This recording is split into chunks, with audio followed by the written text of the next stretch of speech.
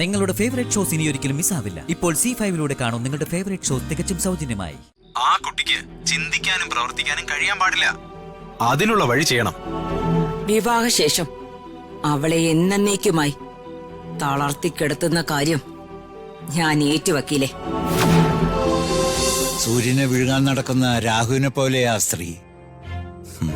വർമ്മ സാറിനെ എങ്ങനെ വിഴുങ്ങാമെന്നാണ് അവര് ഗവേഷണം ചെയ്യുന്നത്.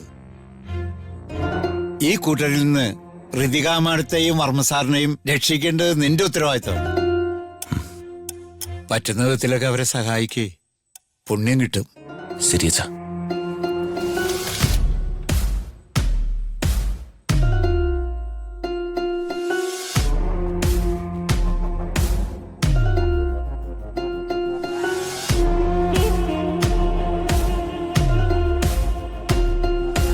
വർമ്മ സാറിന് എങ്ങനെ കാര്യങ്ങൾ ബോധ്യപ്പെടുത്തും? എന്താ ഒരു വഴി? രാജു, ഈ ലോകത്തൊന്നും അല്ലേ? എന്തോ വലിയ ചിന്തയിലാണല്ലോ. എന്താ കാര്യം? നീ അറിഞ്ഞില്ലേ ഋതിക മേഡത്തിന്റെ കാര്യം? ഏത് നേരത്തൊരു ഋതിക മേഡം എന്തിനാ ഇങ്ങനെ ഏതു നേരവും അവളിങ്ങനെ ഓർത്തോണ്ടിരിക്കുന്നേ? രാജുവിന് ചിന്തിക്കാൻ മറ്റൊന്നുമില്ലേ? മറ്റാരെ കുറിച്ചൊരു വിചാരവും ഇല്ലേ? എന്താ രാജുവിനോട് പ്രേമാണോ? പൊക്കോണം കൺമുമ്പിന്ന്. പ്രണയം പോലും. മനുഷ്യനിങ്ങനെ മുള്ളിന്റെ മുന്നേ നിൽക്കുമ്പോഴാ അവളുടെ ഒരു... എന്നെ കൊണ്ടൊന്നും പറയിപ്പിക്കരുത് രമേ. ദൈവം നീ പോ. വല്ലാത്തൊരവസ്ഥയിലാ ഞാൻ. ശല്യപ്പെടുത്താതെ പോ.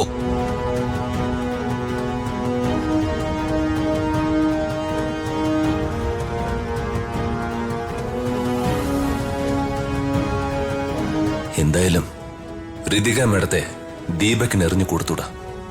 രക്ഷിക്കണം. നാളെ തന്നെ വർമ്മ സാറിനെ കണ്ട് കാര്യങ്ങൾ ബോധ്യപ്പെടുത്തണം.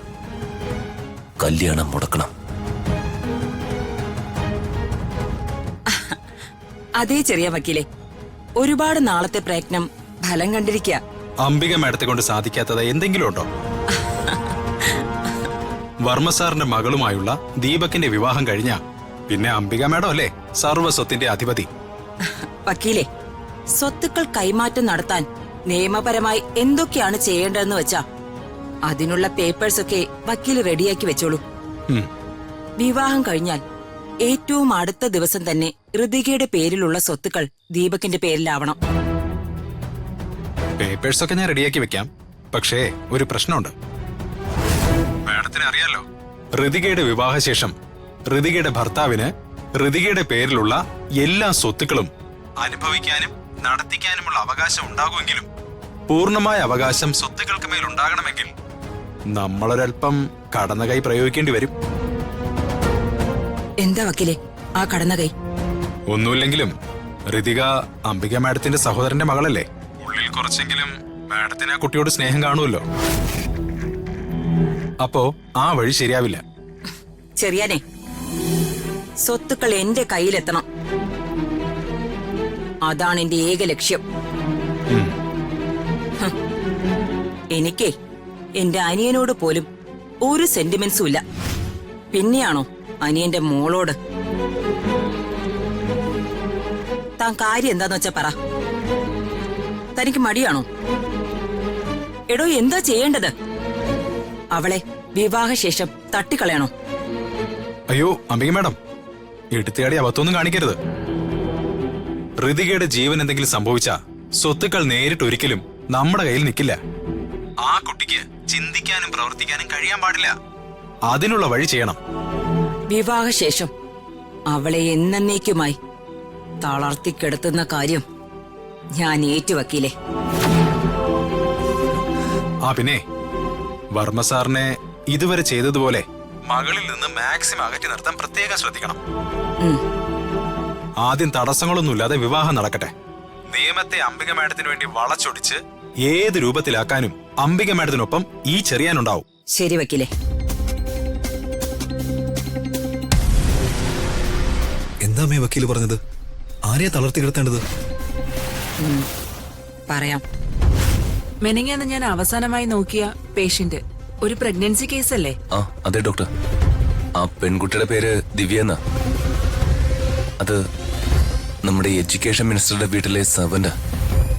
കല്യാണം കഴിച്ചിട്ടില്ല. ഓ അത് ശരി. കൂടെ വന്ന ചെറുപ്പക്കാരൻ ഹസ്ബൻഡ് ആണെന്നാണ് ഞാൻ ധരിച്ചത്. ഇല്ല, വന്ന കുട്ടിക്ക് ഹസ്ബൻഡ് ഇല്ല. അവള് മാരീഡ് അല്ല, അതുറപ്പാ. മാരീഡ് അല്ലാത്ത സ്ഥിതിക്ക് കൂടെ വന്ന ആളായിരിക്കും ഗർഭത്തിന് ഉത്തരവാദി. മന്ത്രിയുടെ വീട്ടിലെ കാര്യമാണേ. ഇതെങ്ങാനും പുറത്തറിഞ്ഞു പോയാ മീഡിയ വെറുതെ ഇരിക്കില്ല. അവരിത് വഷളാക്കും. അങ്ങനെ ഒരു സാഹചര്യം ഉണ്ടാവുന്നതിന് മുൻപ് ഉത്തരവാദിയെ കണ്ടുപിടിച്ച മന്ത്രിക്ക് അതിൽ നാണക്കേടുണ്ടാവില്ല. അത് ശരിയാണ് മിസ്റ്റർ. ആ ഞാൻ രാജു. ഞാൻ മിനിസ്റ്ററുടെ PA. എന്നാൽ ഇത് തീർച്ചയായും നിങ്ങളുടെ ഉത്തരവാദിത്വമാണ്. ആ അതെ ഡോക്ടർ.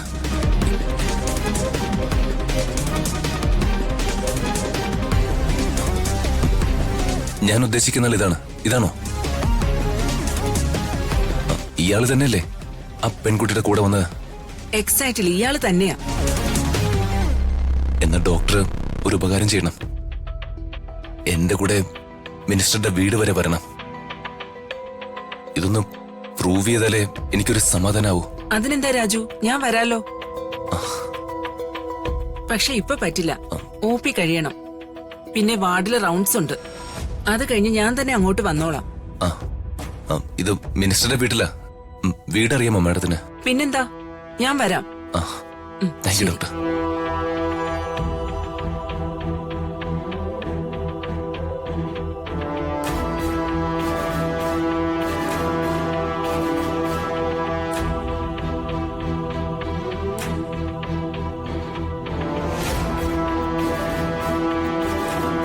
അമ്പിയേച്ചി, ശേഖര. എന്താ പ്രതാപ? എന്താ ഏട്ടാ? എന്തിനാ വിളിച്ചേ? നിനക്കെന്താ ഒരു ടെൻഷൻ പോലെ? ടെൻഷൻ ഉണ്ടാക്കുന്ന കാര്യമാണല്ലോ ഈ വീട്ടിൽ നടക്കുന്നത്. ദീപക് എവിടെ? വിളിക്കണേ. അവൻ പുറത്തു പോയിരിക്കുവാ. ഇപ്പൊ വരും.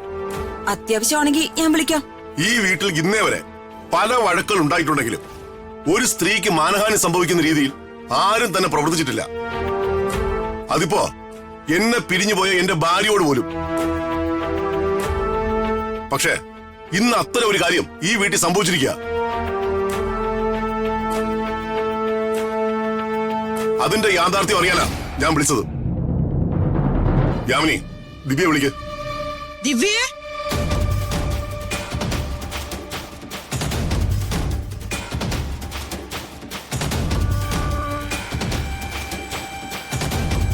ദിവ്യേ, നീ ഗർഭിണിയാണോ?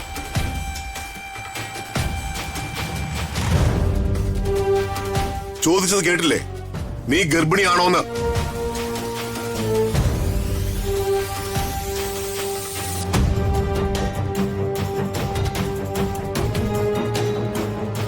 അപ്പൊ ഞാൻ അറിഞ്ഞത് ശരിയാ.